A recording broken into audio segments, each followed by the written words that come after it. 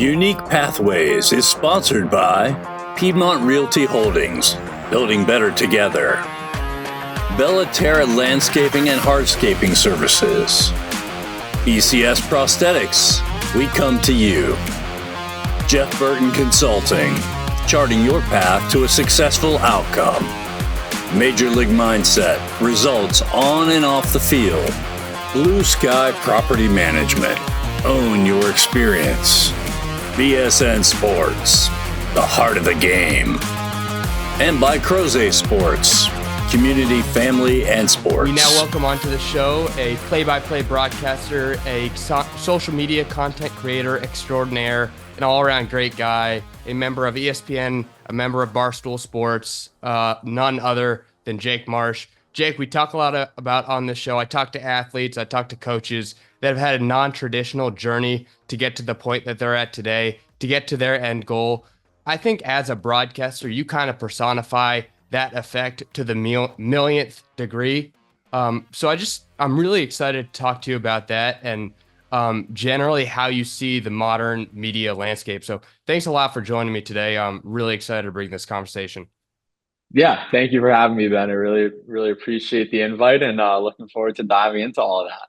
Yeah, so my first question for you, looking at where you're at now, you took a step back from Barstool about a month or two ago.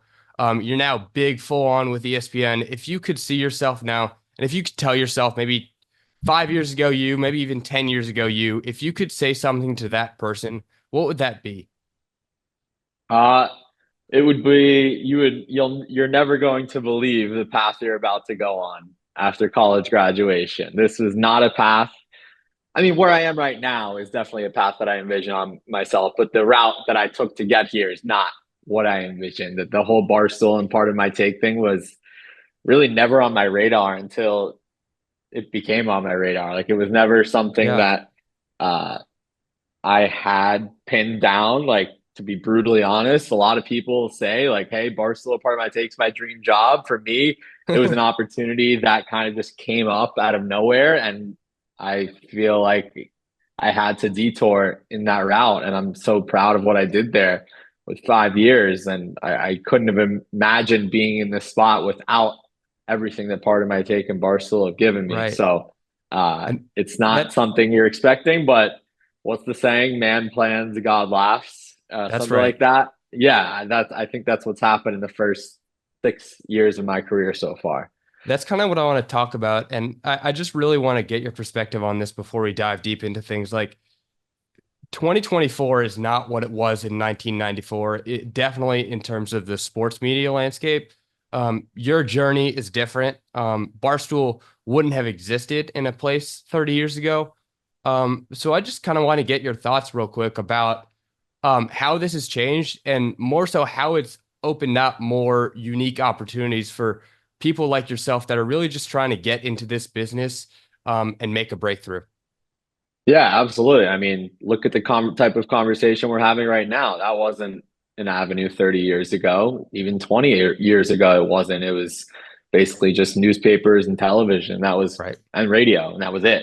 Right. But now people have the ability to kind of control their own destiny in terms of doing whatever work they want to do and putting their stuff out there. Obviously, it does take some luck and timing in terms of getting it in the faces of the right people, but it really is crazy. And I think you have to adapt to the times, right? If you don't know how to edit audio or video on your own, you kind of have to work to do that, right? Unless you have someone doing it for you. It's kind of a necessity these days. So I'm fortunate all the work I did at Syracuse and in high school has led me to that. But you have to stay on your toes in this business with the way things keep on changing. Do you see any similarities to how we're talking about it now with this landscape to maybe the NBA or the NFL or the MLB? Maybe even how the NCAA is changing, just the adapting ways of the world. Yeah, no doubt. I mean, look at college athletics right now. It's basically free agency every year now with NIL. So these schools, they have to adapt. If they don't want to go the route of paying their players and getting them sponsorship deals, they're going to miss out on the top players. Like there's really no other way. So not only do we as in the media business have to stay on our toes with the evolving landscape, those teams, they have to as well. I mean, look at staying relevant. Like these pro teams all have like masterminds running their Twitter account and they actually have like a big personality in Yep. doing it. So I think not only for media and broadcasters, but teams, athletes, players, it's a nonstop evolution of what's going on out there. Yeah. I want to talk about your time at Syracuse a little bit. You obviously graduated. It's one of the top premier sports broadcasting programs in the country. You were involved with the student radio station, with ESPN up there in upstate New York. A lot of really, really cool things in Syracuse. I just want to get your perspective on sort of what young Jake Marsh was doing up in New York and the ambitions that young Jake Marsh had going through Syracuse. Yeah, no doubt. To be totally honest, uh, leaving high school, Syracuse was not my number one choice at first. It was I grew up a diehard Florida Gator fan, and I always wanted to Mm, go there, and I got in. But then I had to kind of take a step back and realize, all right, what will put me in the best position for my career, not just the 4 years. And nothing against the University of Florida; it has a great broadcast journalism program, but for what I wanted, I felt like Syracuse was the best fit. Just look at the alumni base, look at the yep. resources and all of that. And it was hard to turn that down. So I had to step out of my comfort zone. I entered freshman year of Syracuse knowing exactly one person. So if I went to Florida, I had a bunch of friends and family there and it was hard. And you have to sacrifice a lot of nights and weekends and holidays staying up there. And it's not warm there year round, No, it's to not. say the least. So it was an eye-opening kind of my first adult decision to make. And I think the way it all panned out, I wouldn't be sitting here today if I didn't go to Syracuse. So I'm happy If with how everything if turned I out. if I had taken a time machine right now and gone back to when you first enrolled in Syracuse or your first couple years after Syracuse, where would a college Jake Marsh say that he wanted to be in 10 years? Did you want to be a play-by-play guy on ESPN? Did you want to be a sideline guy? What were you looking for in terms of a career there? Yeah, absolutely. The goal hasn't changed since college in terms of being a top network play-by-play guy. I will say I started my journalism career in high school as the sports editor for the high school newspaper for Cypress Way High School in Weston, Florida. It was a big publication. But then when I went to college, I wanted to pivot from print to broadcast. So I've had that goal. I started at WAER, the famous sports radio station, student radio station at Syracuse, and really haven't looked back since. It's crazy. I started college. I'm about to have my 10-year high school reunion later this year. So Oh, wow. it's been a while Yeah. since I started at Syracuse, but proud to say the goal hasn't changed in the last decade. I was doing some reading on some of your internships, and it looked like there was a really cool thing at MLB Network. Can you, what was that about? And then kind of what value did you see in that summer there with MLB? Yeah, definitely. They don't have on-air interns. However, I will say the summer of 2017 at MLB Network is where I learned the ins and outs of editing, video editing, with Adobe Premiere specifically. And without that summer, I don't know where I would be in terms of confidence in editing, whatever. If you follow me on social media, I put together all these golf videos. I do it Hmm. through Adobe Premiere. And without that summer of learning on the fly with all of that, I don't know that I would be able to edit on my own. So like we said, it's important not to be a one-trick pony and not pigeonhole yourself into one. If you want to be on air, great. You'll practice being on air, but it cannot hurt at all to practice other forms as well behind the scenes and showing that you can really do as much as possible. Yeah, I mean, I mentioned at the top of the show, but you list yourself not just as a broadcaster, but also as a content creator, a social media person. How important is it, especially like we were talking about earlier, in this kind of modern era of sports media, of media in general, to be you have to be a jack of all trades, but you also have to be a master of some of them. How important is that for you? Yeah, no doubt. And similar to what we talked about earlier, the way things are evolving today, you have the ability to kind of use a platform during times where you're not just on the air. You don't have to rely on just your broadcasts when you're calling a game to make yourself public. I treat my brand reputation very seriously. Um, During my time at Barstool, I was peer pressured into doing some things that I didn't necessarily want to do. If you're a part of my take fan, you probably know what I'm talking about. But it was important to me that I stayed in my lane and didn't put myself in an uncomfortable position, because I know how much weight a social media presence can hold, for better or for worse. So I think it's more valuable now than ever before.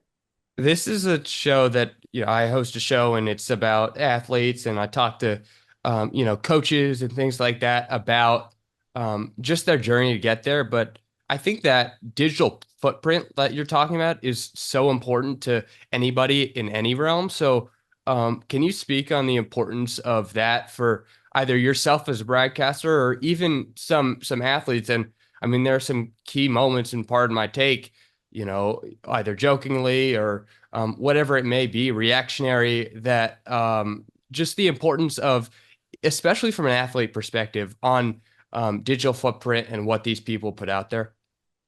Yeah, no doubt. I think it's vital to keep that social presence going, like we talked about a few minutes ago.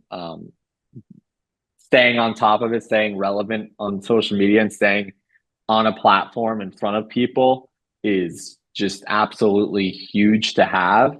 Um, like, think about it. For Part of My Take, for example, it's ranges from like a 2 to 3 hour show, right? Right.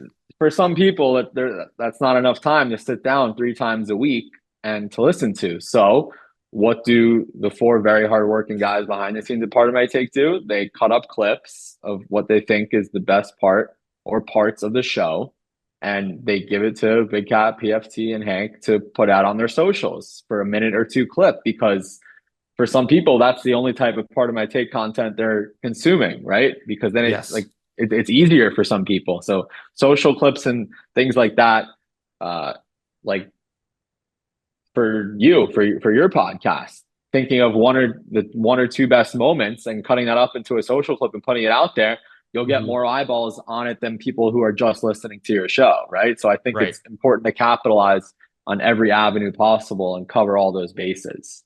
Well, and then I'm thinking about it from an athlete perspective too, in that, there's someone in a Kyrie Irving that social media, what they put out there can really hurt them. And then there's a DeMar DeRozan who, I mean, he just wrote a book based on a series of events that he put out 5 or 6 years ago. So I think that for athletes especially, it's just really important because there are big platforms out there like Barstool, like ESPN, like CBS that can take these words and flip them and, I guess, for lack of a better word, to aggregate them and not necessarily have them the way that you want to be. But I think that you're spot on right there in that it's important to not only get your name out there, but make sure that your name is in good standing at all times, because social media, as we've seen, it can spread like a wildfire.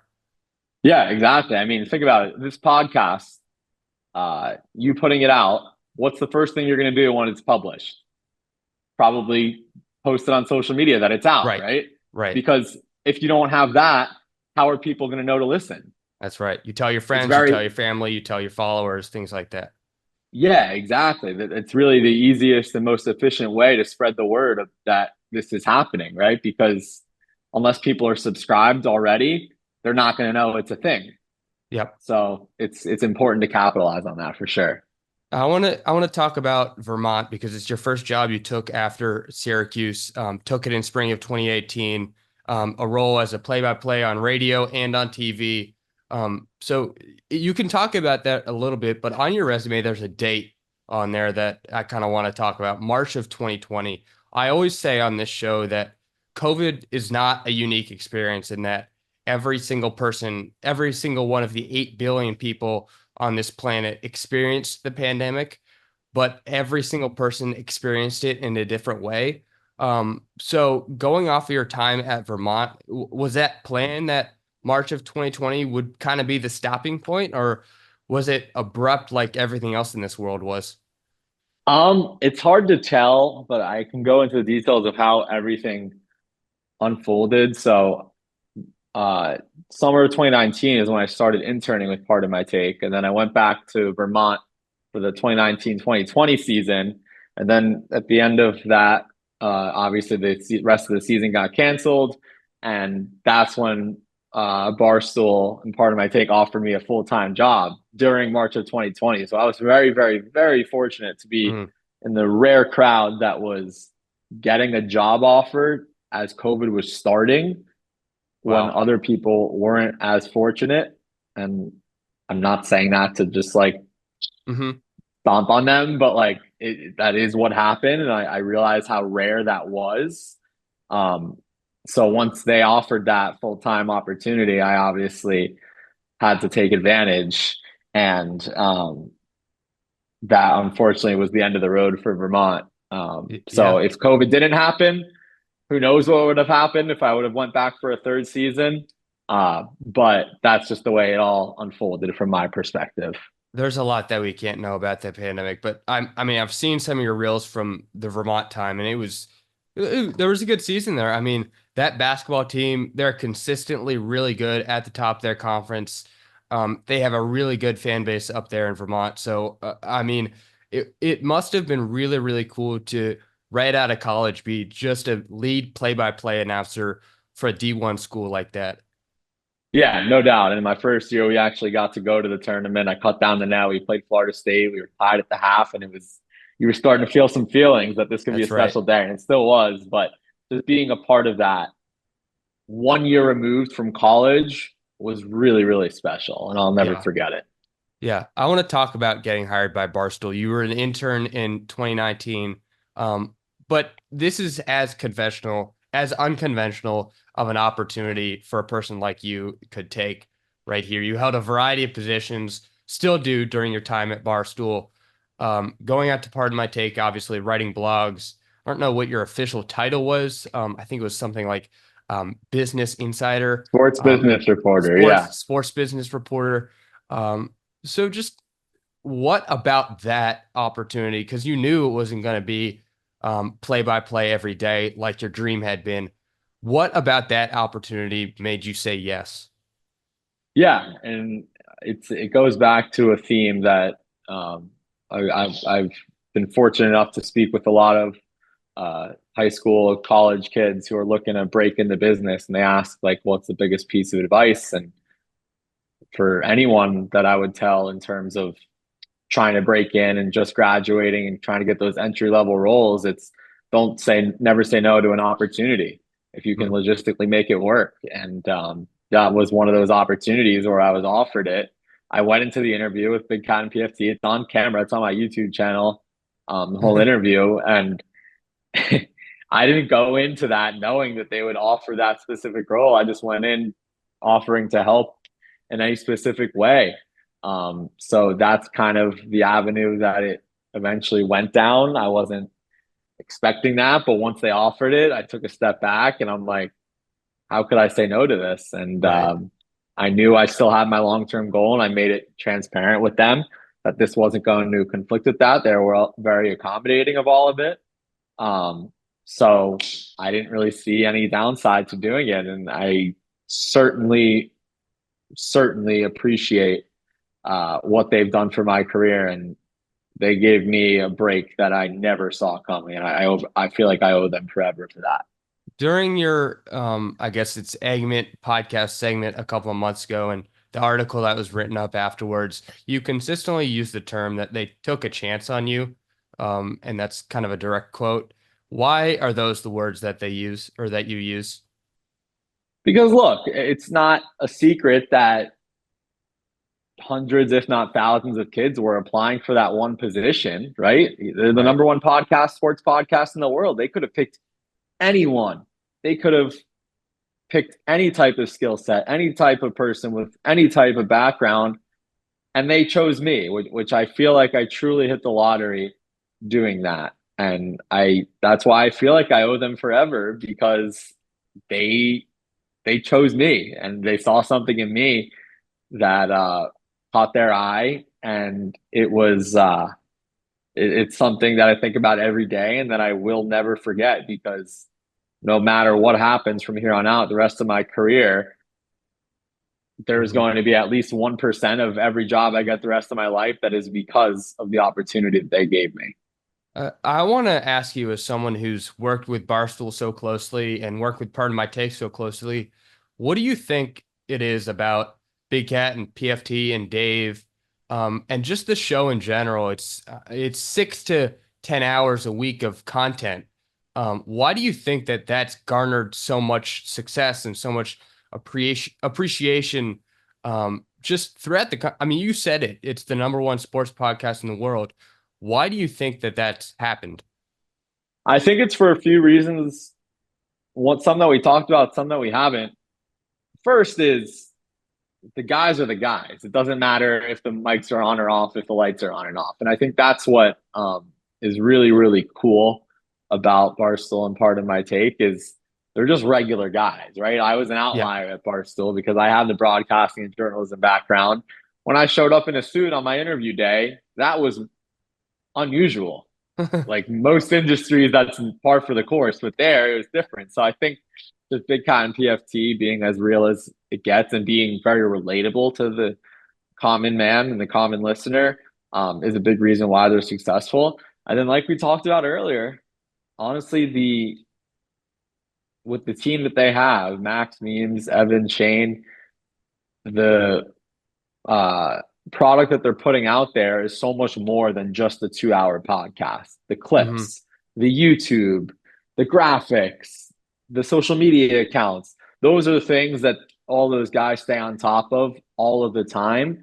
So that, again, if you don't have time to listen to a 3 hour podcast, you can watch the fastest 2 minutes in a 2 minute snap. You can Right. see Big Cat's power rankings on a graphic in 10 seconds. You don't have to dive into all that. So there's so many avenues for people to catch Part of My Take in a way that's not just listening to the entire show. Right. And I want to talk about your role on Part of My Take, because it's not what they were used to. These are just three or four entertaining guys that like to just chop it up with each other like they're friends living in a living room. And in a sense, you bring some professionalism to the setting that otherwise they don't have at Barstool. So I think that it's really cool, and everyone loves the nerd nugget of the week. But I think that the juxtaposition of kind of what you brought to the show is really interesting. So I just kind of want to get your perspective on how important that was and how valuable it is to the three of those guys, the fan base, and to yourself of what you were able to bring to the show. Yeah, definitely. And I think it was important to highlight the fact that I was being myself from day one until the day I left. Because if you're not authentic, I think people will read right through it. And like you Hmm. said, like being myself was uh, in most sports journalism or broadcasting environments, it's I would fit in with a lot of other people, but here I really didn't, and I think that's what made me stick out here. So it was important to uh, lean into all of that stuff because it's part of who I was, and that's the reason why, like I said, they picked me is because of that background I had. So um, if I wanted to start doing some of the things they peer pressure me into doing, I don't think it would work, or maybe it would work because of people knew me. But I think that was important to consider as well. And I have to imagine too, they have some big name broadcasters on the show. Obviously, there's some great connections that they have, but some of the people that you look up to, whether it be a Joe Buck or a Boomer, that are coming on to talk to these guys, you can learn a lot from them, and they can see how much that you mean to the show and how much what you bring brings value to the show every day. Is that right? Yeah, no, absolutely. I did an Instagram Q&A last week, and someone asked like, who, if at all, do you keep in touch with in terms of guests that have appeared on Part of My Take? And I owe so many other people, aside from the PMT crew, a thank you because of what they've done. Some of the guests that I've kept in touch with, whether it's Field Yates, trying to help me get my foot in the door at ESPN, which I've made some progress with lacrosse and some college basketball. Or John Rothstein being a big advocate for me on Twitter through Everybody CBS. loves So John Rothstein. yeah, exactly. VC, more, what is it? VCU, more exciting than, or Siegel Yeah, Center's Siegel best, Center, better than a 10-day trip to 10-day trip to Europe. Europe. Yeah, exactly. So guys like that advocating for me, in addition to the PMT guys, I think is massive, because that is credibility that shows I'm not just uh, a goofball who is working out in part of my take. Right. They would admit they're goofballs. They've admitted they're dumb. I don't think they're dumb, but they've admitted it. Yeah. So I think having people in your corner in that caliber has helped me a ton as well. And I look forward to keeping in touch with those guys. That's really cool. And then last one about Barstool, you were still able to kind of do live on-air broadcasts, which is, you've stated, is your passion. So what did the handful of those events kind of teach you about yourself, and just adapting to different kinds of live environments? How much fun was that, first of all? It was the first Arizona Bowl, the first Barstool Invitational was probably the most fun I've ever had on the air.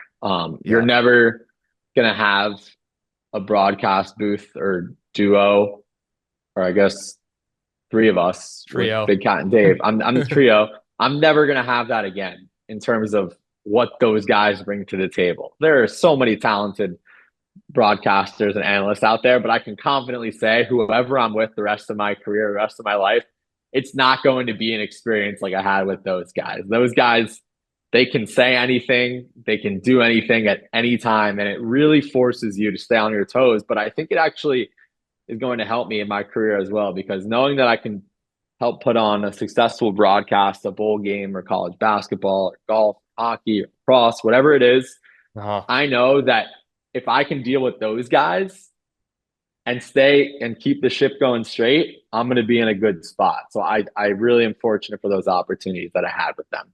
And some of these things that you've had to broadcast, they're very, weird is the wrong word, but they're super unconventional. Like, I mean, the 3-point contest that they do, you're live play-by-play of 40-year-olds chucking up threes in a warehouse in Chicago. So it's got to be a lot of fun, I'd say, but it's definitely a challenge at some point. Yeah, it's definitely fun. It's definitely a challenge, but unfortunately, that was kind of one of the big reasons why I'm moving on. Right. Is because they're not going to be focusing on those bowl games, basketball events as much. They'll still do live streams with like those uh, niche competitions, but in terms of what I want to do long term, unfortunately, they're no longer pursuing that. Yeah. Before we move on, I would just want to say I watched back the Arizona Bowl this morning. Wyoming hitting that field goal to win 15-16 as time was expiring. That call was butter. That was amazing. And yeah, those events are just the time of a lifetime. So kudos to you on that one. That's really cool. Thank you. Yeah, I really Yeah. appreciate that. We were very Yeah. lucky. We did two Arizona Bowls. The first one was canceled due to COVID, but the 2022 and 2023 ones, they were won on the last play of the game. The first one Yeah. in overtime with Ohio and Wyoming, and then this last one at the end of regulation, a field goal. So it gave us the opportunity to really put our games on the map and give us all some great tape. So I'm Yeah. really It was fortunate for awesome. those chances. Yep. Yeah. You alluded to it. You took a bigger role with ESPN after you kind of stepped away from Pardon My Take. I just want to know what the adjustments to that have been, and kind of how you've perceived it after this long period of, I guess we'll say, non-traditional sports media and going back into sort of linear TV, and what you've experienced there. Yeah, definitely. Since I left Part of My Take, I've done a decent amount of work with the PLL on ESPN, and then PGA Tour Live, which is on ESPN Plus as well. And it's interesting because during those broadcasting opportunities at Barstool, yes, they're unconventional. However, I still treated it as if it was a regular basketball game or a football game. So I didn't Uh-huh. really change much of what I was doing with those Barstool broadcasts. So I don't sense too much of a difference. Obviously, you can be a little more loose, and you might not have to wear a suit and tie or tucked in shirt every day. But I think that's the reason, going back to why they brought me in the first place, because I'm going to treat the Barstool Mini Golf Open as if it's the Masters on That's CBS. right. So That's right. I didn't really approach it any differently. Yeah. I saw that you did the Content Creator Classic a couple of weeks ago, and that was really cool. I just want to get your thoughts on the difficulties of broadcasting from somewhere that's not on location, and what you kind of have to adapt to with that. Yeah, so for all of the PGA Tour live events, they're actually done in a studio just outside of Jacksonville. They're building a brand new one for next year, which is going to be awesome. Oh, sweet. But it's definitely different. You obviously don't get the same adrenaline rush as you would going into a packed stadium or a golf course that has buzz. Yeah. But for one, it's convenient because I'm in South Florida now, so it's just a drive up uh, I-95 or I-75, whichever one it Uh-huh. is.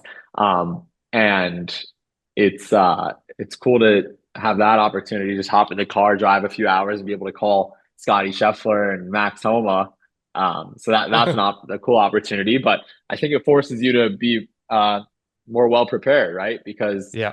you might not be able to talk about firsthand experience of the weather or what the crowd is like. You're only seeing it off of one monitor. We do have um, a reporter who's with every feature group that is on location that we're talking to. But from a firsthand perspective, you're not getting that in terms of calling the golf. And then for lacrosse in America has been on the rise for the last decade or so. At Syracuse, lacrosse is obviously a big sport. What's it been like to watch the rise of the PLL from like in a firsthand perspective? You're there on the sideline. Semifinals were last weekend. By the time that everybody is listening to this, it will have been well over. But lacrosse is just so much of a fun sport, and it really is just capturing the imagination of America right now. Yeah, no doubt. I think what Paul Rabel and his team have done over at the PLL is nothing short of tremendous. Those guys and girls are so hardworking, so enthusiastic about the game and the league and growing it. I think if you look back at when they started the league in 2019, it was 6 teams, no locations, and there was a lot of repeat matchups. But now, 5 years later, they've added 2 teams. They've put every team in a home location, so that will help grow the fan bases. Mm-hmm. And they're pretty much getting a nationally televised game almost, if not every weekend. We're recording this Tuesday, September 10th. This Sunday, the championship game's on ABC. Like Right. that That's is awesome. awesome. That in just 5 years, and this isn't the first year on ABC, but in just a few years, they have built that thing from a startup league with 6 teams to 8 teams, 8 locations, and an ABC championship game. That is so cool. And I'm really happy for them and very thankful for the opportunities they've helped give me as well. That's incredible. And I want to look in the future a little bit because you've obviously had big ambitions from the beginning. You had a great run at Barstool. You're picking things up at ESPN. But if you look maybe a year down the line, 2 years down the line, where do you hope to be in the future? Yeah, definitely. Like I said, it's I still have that long-term goal in mind in terms of being a top network play-by-play broadcaster. Um, Whatever network wants to give me the chance is willing to give me the chance, I'm happy to go to. But in terms of a year or two, obviously, I'm realistic with the stepping stones. I would love to get some consistent football and basketball work at an ESPN, CBS, Fox, NBC, wherever it may be, and prove myself that I can continue to do this on a national platform. Any opportunities on that level would be an awesome next step, I think. Yeah, no doubt about that. And I mean, I think I speak for a lot of fans of Pardon My Take and of Barstool in that everybody is rooting for you. Obviously, uh, you had been on Pardon My Take for 5 years, so we'd gotten used to listening to you 3 times a week for 5 years. But on to bigger and better things right now. I want to steal a little thing from Pardon My Take. They do a Mount Rushmore there. It was a great Mount Rushmore season. I want to put you on the spot. We're going to do a little Mount Rushmore of favorite play-by-play broadcasters. So I have my list. You're the guest. I'll let you go first. So 4 picks, 4 picks. Who's your 1-1 for Wow, this is favorite? tough. Doesn't have to be the best. It can be your personal favorite. This is uh this is kind of like when part of my take last year, it was either last year or the year before, did Mount Rushmore of recurring guests, and Uh-huh. there's only a spot for 12 people on the graphic, That's so right. that they upset so many more people than they made happy. But I feel like that's the corner you're putting me in here. No, it's all good. Obviously, I'm happy to do it, but I'm going to feel guilty leaving so many people off because it's very hard to limit it That's to how it'll go. four. There will Yeah, be people exactly. naturally left off. Yeah, of course. But I don't think anyone's feelings will get hurt. And if they do, I'm sorry. So first off, I have to stay loyal to uh to the Syracuse brand. I have to go Mike Tirico. I think the Incredible. versatility that he shows is incredible. I mean, what he just did in Paris at the Olympics, he knows about fencing, he knows about basketball, he knows about canoeing or slalom, whatever they call it. It was great. And then he can come back and call the NFL opener and then Sunday Night Football. He's just always so well prepared. He makes sure to get a Syracuse reference in every week or every broadcast. So yeah, he's awesome. So I'll go with him. I really enjoyed watching Mike do the Olympics, especially. You talk about the versatility that requires. Obviously, he's great at football. Maybe we'll even see him some with the new basketball rights deal that's coming in here soon. So I don't know, but Mike Tirico, you talk about versatility. That's what we were talking about earlier. He's kind of one of one in terms of versatility in the modern era. For my number one, I'm a big basketball guy. I'm going to go with Kevin Harlan. You can't get much better than that. March Madness every year, just amazing. Kevin Harlan calling Miami Dolphins games. It doesn't get much better than that. I just love listening to Kevin Harlan. He is so experienced. He prepares in a way that not many do. And his voice is just synonymous with so many sports moments throughout my life. So Kevin Harlan has been a staple for me since day one. Who's your second pick? Yeah, absolutely. He's unbelievable, and I think his voice too. He probably has the best voice out there, right? Because Yes. any exciting play, it's going to stand out with him. So that's a Yeah. great pick. My next pick, uh, I'm going to go with another Syracuse guy. I'm going to go with Iron Eagle. Oh, Again, a little bit biased, but I think what he brings to the table is the humor side. I think he can act very professional and on top of his stuff, but he can also make things funny and laid back, which I think makes it a lot more relatable to the viewer or listener. yeah. Iron Eagle is once again second to none. He is incredible. He does so much stuff. You can't even count. You see the Kirk Herbstreit kind of flying around the country. Iron Eagle is basically the same way. He does so many things in a given week. It's amazing to see what Iron Eagle does. And as a college basketball guy myself, Iron Eagle has called so many of those iconic moments. So even though it may be biased with Syracuse, great pick. This one is tough for me. I'm debating between a couple. I'm going to go with Jim Nance. Once again, great basketball pick. He's just an icon. The Final Four, March Madness is my favorite event of the year, and Jim Nance, for as long as I can remember, has been the voice of that. He's the voice of so many things on CBS. Jim Nance, once again, when he retires for good, it will be a very, very sad day in the sports media world. So a big shout out to Jim Nance right there. Who Yeah, are you going for your absolutely. next? Yeah, yeah. We are talking about long-term goals, and my long-term goal is pretty much to have the Jim Nance schedule in terms of NFL, March Madness, and the Masters and the PGA Tour.